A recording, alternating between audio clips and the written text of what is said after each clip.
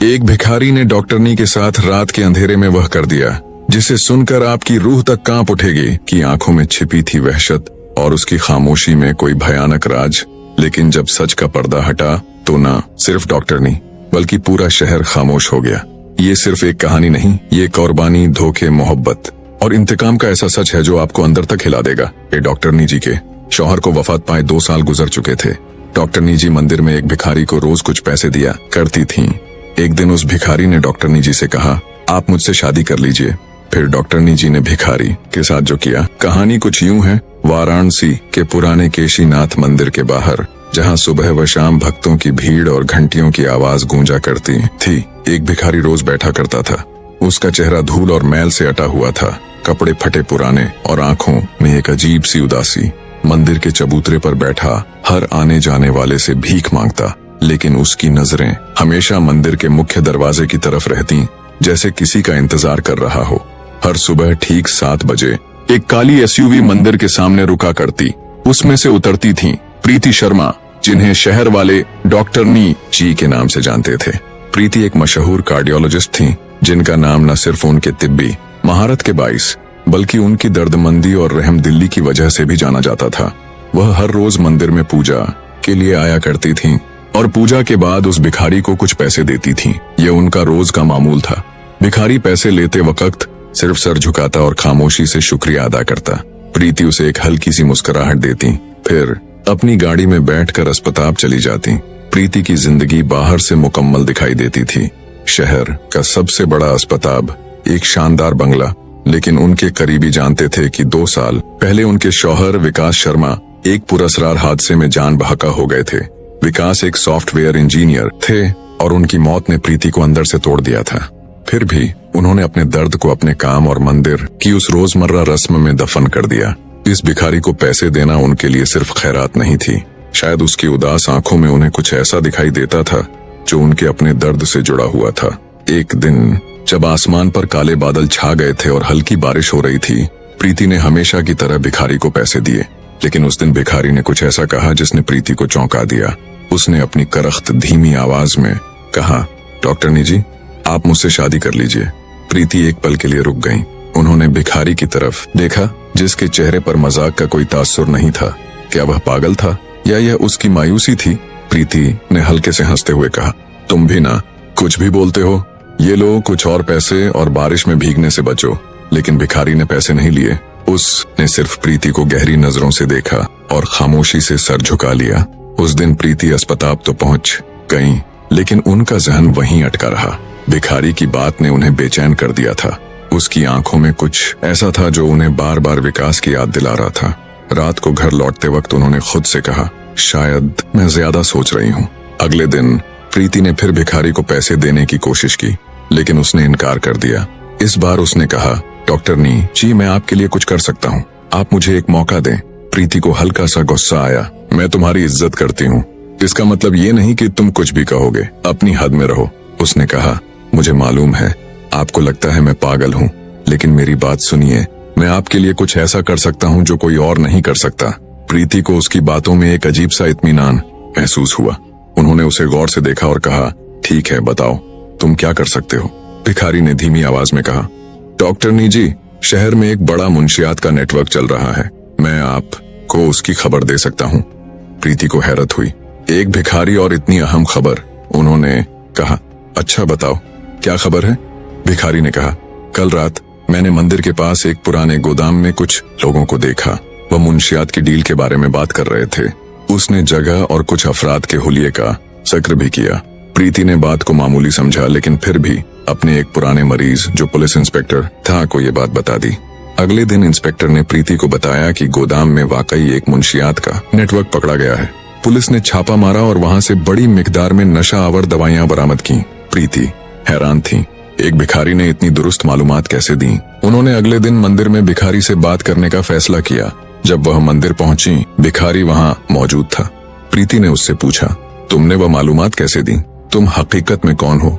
डॉक्टरनी जी, मैं वही हूँ जो नजर आता हूँ, लेकिन मैं इस शहर को आपसे बेहतर जानता हूँ।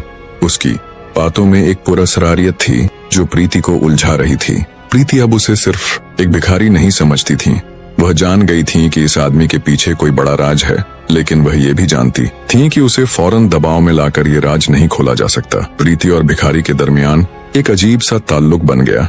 प्रीति अब उसे पैसे नहीं देती थी, बल्कि उससे बातें किया करती थी। भिखारी कभी कभी ऐसी बातें करता जो प्रीति को विकास की याद दिलाती। जैसे एक दिन उसने कहा, आप कहा करती थी कि मंदिर की सीढ़ियों पर बैठकर चाय पीने का मजा ही कुछ और है। प्रीति चौंक गई। ये बात उन्होंने सिर्फ विकास से कही थी, लेकिन फौरन खुद को संभाला और मुस्कुराकर बात को टाल दिया। एक रात जब प्रीति अस्पताल से देर से वापस लौट रही थी, अचानक उनकी गाड़ी खराब हो गई। बारिश जोरों पर थी और सड़क सुनसान। तभी एक भिखारी वहां जाहिर हुआ। उसने गाड़ी का मुआयना किया और चंद लम्हों में उसे दोबारा चालू कर दिया। डॉक्टर जी, आप इतनी रात को अकेली मत निकला करें। उसकी आवाज में एक अजीब सी फिक्र छिपी थी। प्रीति ने उस रात उसे अपने घर आने की दावत दी। पहले तो उसने इनकार किया, लेकिन प्रीति के इसरार पर वह मान गया। घर पहुंचकर प्रीति ने उसे खाना दिया। खाते हुए वह बोला, ये खाना, ये जायका मुझे बहुत पुरानी यादें दिलाता है। प्रीति का दिल तेजी से धड़कने लगा, लेकिन उन्होंने कुछ ना पूछा। अगले दिन उन्होंने अपने एक पुराने दोस्त फोरेंसिक माहिर अमित वर्मा को बुलाया। प्रीति ने उसे भिखारी की एक तस्वीर दिखाई जो उन्होंने चुपके से खींची थी। अमित ने तस्वीर को बगौर देखा और कहा, प्रीति, इस आदमी का चेहरा मुझे जाना पहचाना लगता है, लेकिन मैं यकीनी तौर पर कुछ नहीं कह सकता। मुझे कुछ टेस्ट करने होंगे, जैसे कपड़े या कोई चीज जिससे डीएनए टेस्ट मुमकिन हो। मगर प्रीति के दिल में उलझन थी। वह नहीं चाहती थी कि भिखारी को शक हो कि वह उस पर नजर रख रही हैं। उन्होंने भिखारी को दोबारा घर बुलाया और कहा, मैं तुम्हें एक नई जिंदगी देना चाहती। तुम यहाँ मेरे साथ रह सकते हो। पहले तो उसने इनकार किया, लेकिन बाद में मान गया। भिखारी, जिसने अपना नाम राम बताया, अब प्रीति के घर के पिछले हिस्से में एक छोटे से कमरे में रहने लगा, मगर दिन भर मंदिर के पास ही भीख मांगता और शाम को खामोशी से लौट आता। प्रीति ने कई बार उससे कहा, राम, तुम अब भी मंदिर क्यों जाते हो? मैं तुम्हें सब कुछ दे सकती हूँ। मगर वह हर बार मुस्कुराकर कहता, डॉक्टर जी, मंदिर मेरी दुनिया है।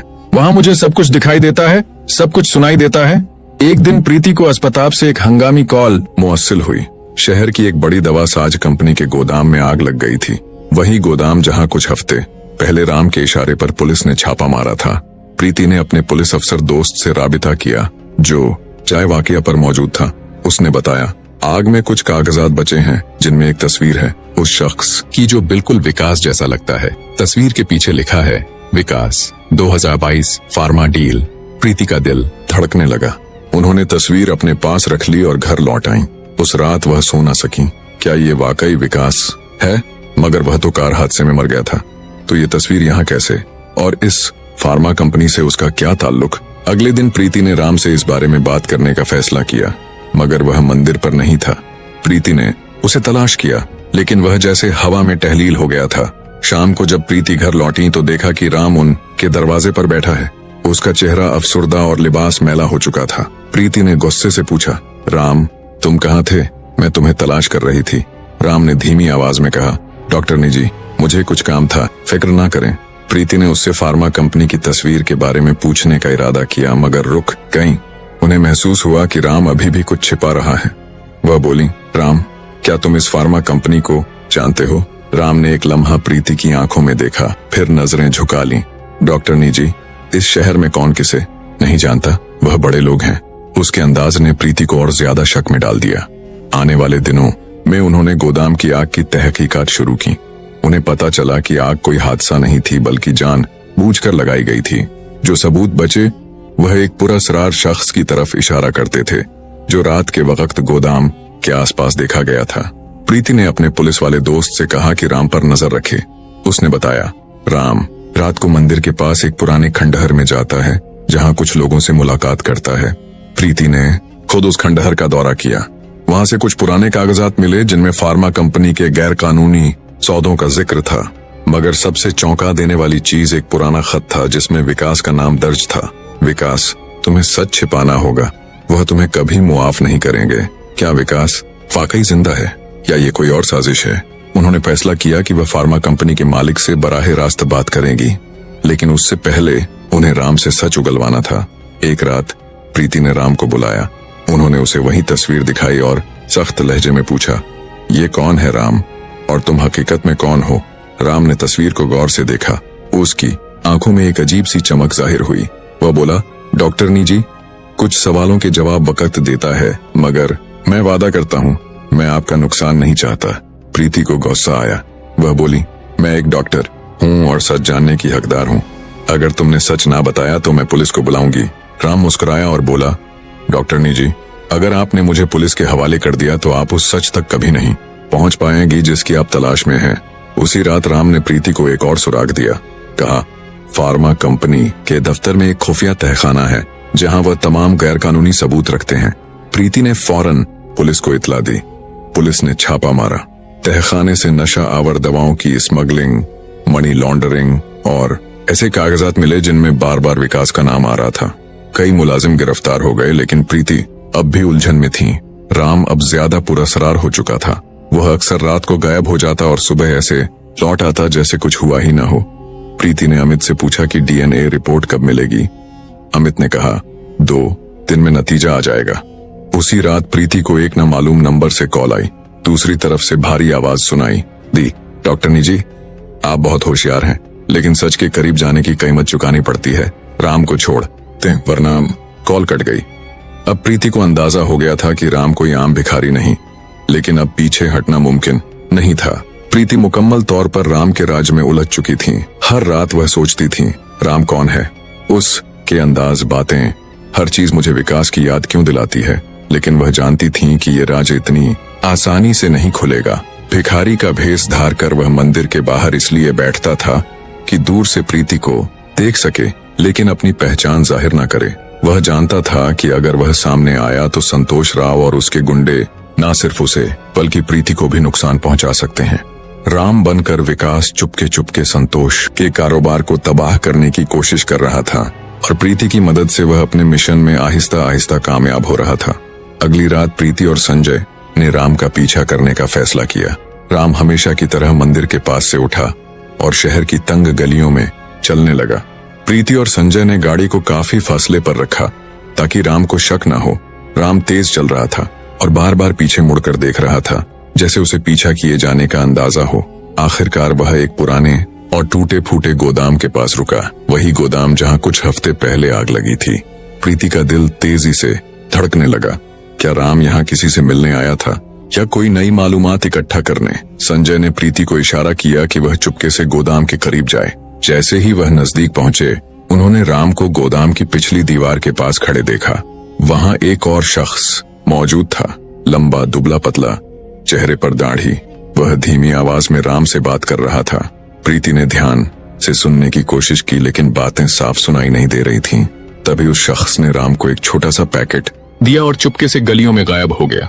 संजय ने कहा, प्रीति, हमें उस पैकेट को देखना होगा, शायद ये कोई सबूत हो। लेकिन प्रीति की नजर राम की हरकत पर थी। राम ने पैकेट जेब में रखा और गोदाम के अंदर चला गया।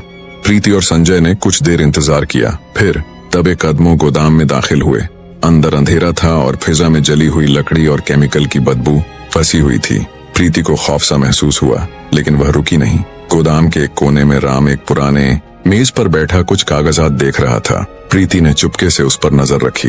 राम ने पैकेट खोल चुका था। उसमें कुछ तस्वीरें और एक यूएसबी ड्राइव थी। राम ने तस्वीरों को गौर से देखा, फिर उन्हें आग लगा दी। प्रीति समझ नहीं पाई कि वह ऐसा क्यों कर रहा था। क्या वह सबूत मिटा रहा था या कुछ छिपा रहा था? संजय ने प्रीति को पीछे खींचा और कहा, हमें अभी उससे बात नहीं करनी चाहिए। प्रीति ने सर हिलाया, लेकिन उसका दिल उलझन में मुब्तला था। राम की हर हरकत उसे मजीद पुरस्कार लगने लगी थी। अगले दिन प्रीति ने नरमी से राम से बात करने की कोशिश की।